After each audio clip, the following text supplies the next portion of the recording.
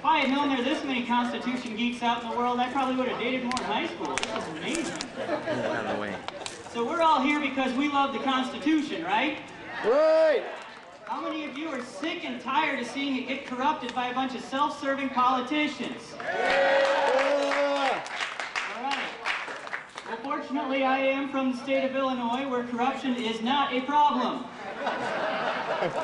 In Illinois, corruption is a way of life. I live in Illinois with my wife and our 2 boys, and my passion is teaching people about the Constitution and American history. So, as you might expect, all right, some support right there.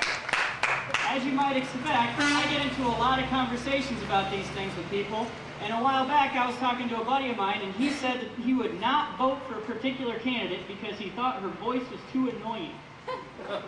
I looked at him and I said, man, if I could find a candidate that would go to Washington, D.C. and actually stand up for the Constitution, I wouldn't care if he sounded like Gilbert Gottfried. He could be running around the Capitol screaming, you know what I hate about taxes? And I wouldn't care. Now, like I said, I love talking about the Constitution. I love teaching people about the Constitution, and that's what I'm here today to do, is hopefully to teach you a little bit. And for the longest time, I have to go louder too, I can't believe it. Nobody's ever told me my voice was too soft. For the longest time, I agonized over what I wanted to tell you all today, and then I heard somebody honestly ask whether or not the Constitution still applied. Now, my initial reaction was, well, of course the Constitution still applies. Well, then it took me a minute or 2 to come up with a great explanation for exactly why it still applies. And it was at that point that I realized that maybe it was best just to start at the beginning and talk to you all about why the heck we even have a Constitution, and then give you a good way to explain exactly why it still applies today. Does that sound good? Yeah. All right, well, our founding fathers set out to create a government that would allow individual citizens to experience the greatest amount of freedom possible, but that would also allow the government to have enough power to do the things that were necessary to create a stable society. Now, they knew that if they were going to do that, there were going to have to be very strict limits on exactly what the government could and could not do. That's where the Constitution comes in. Now, I don't know how things were in your house when you were younger, but for me, if I wanted to go visit a friend or have some candy or whatever, I had to get permission first. And when I was in school, if I wanted to go on a field trip, I actually had to bring in written proof in a permission slip that I had the permission to go ahead and do that. That's a great way to look at this Constitution that we have.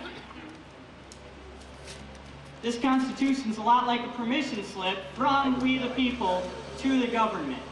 And basically what the permission slip says is, we the people give you permission to do these things, but no more. Right. You can clap for that, that's the truth.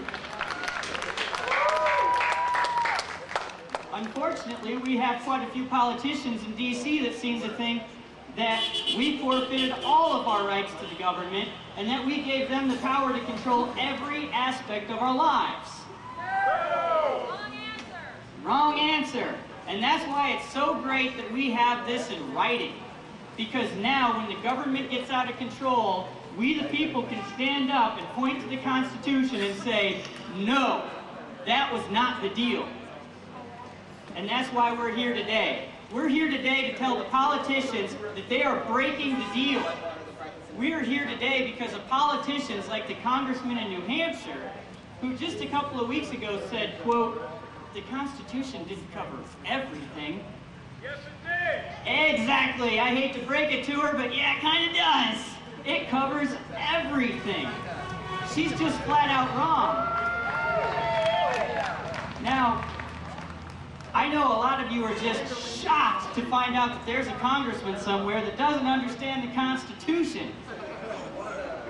I know, it's amazing, isn't it? I hadn't thought of that, but that's true. I might be more shocked if I found a congressman that did understand the Constitution. But the funny thing is, The 10th Amendment was written specifically for this situation, so the politicians couldn't come along and say that they were given some kind of broad powers that just weren't written in the Constitution. You know, the stupid kinds of things that politicians come up with, like, I don't know, the power to buy a car company or run the healthcare system or something stupid like that. They would never do that, though, I'm sure. The 10th Amendment says specifically that any power that is not granted to the federal government in this Constitution is reserved for the states or for the people. In other words, what it says is the government can do these things, but no more. Yep. Yeah.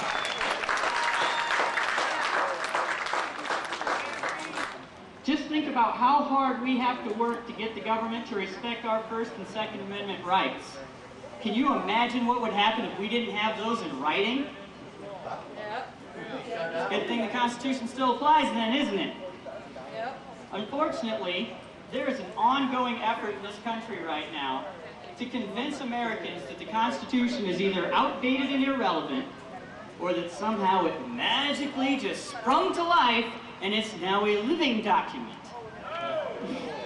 Isn't that the dumbest thing you ever heard? Now, that's why it's so important that everybody here understand exactly how to explain why the Constitution still applies. And you can explain that by asking one simple question that I'll ask you all right now. How many people here think that their right to free speech still applies? All right, well, if your right to free speech still applies, then this Constitution must also apply. And here's why. Our rights come from God. They are then secured by this Constitution. So, if this Constitution no longer applies, what's left to protect your right to free speech? Nothing. Without this Constitution, without our permission slip to the government, your rights are subject to change at any point in time just on the whims of a group of politicians. Now, I don't know about any of you, but I don't feel so comfortable with just trusting the people in D.C. to do the right thing. Some people will come along and they'll say, oh, you're just being paranoid. The government's never going to come take your right to free speech. Really? If they can ignore certain parts of the Constitution, you know, the way they already ignore the 10th Amendment, and the way they try desperately to ignore the Second Amendment, then what's to stop them from ignoring other parts of the Constitution, like your right to free speech? Nothing. We have to respect and enforce the entire Constitution, or else we're in a situation where the politicians can just make up the rules as they go along. The only thing that can stop the politicians from making up the rules as they go along is an informed American public that's willing to stand up and fight for their rights.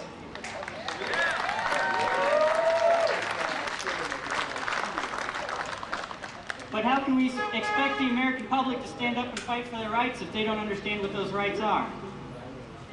That's why you and I need to get out and start making sure that our friends and our family understand what our founding principles are. Just a question, how many of you trust the public school system to teach your kids about the Constitution properly? Alright, do I even need to bother to ask whether or not you trust the media to inform the American public about their constitutional principles? Alright, so if we don't pass our founding principles on to the next generation, then who will? Exactly. You see, this battle that we're in right now, to try to get this country back to its constitutional principles, is one where the most effective weapon we have is information. So please, when we get done here today, make an effort to arm yourself with information. Learn about our Constitution. Learn about our history. But remember, for this weapon to be effective, we can't keep it to ourselves. We have to get out into the community and start sharing everything we've learned. So just to double check, you all don't trust the public schools to teach your kids the Constitution? No! And you don't trust the media to tell the truth about our founding principles? No! Well, then you and I all need to get out into the community and make sure that all of our friends and family understand exactly what this Constitution means.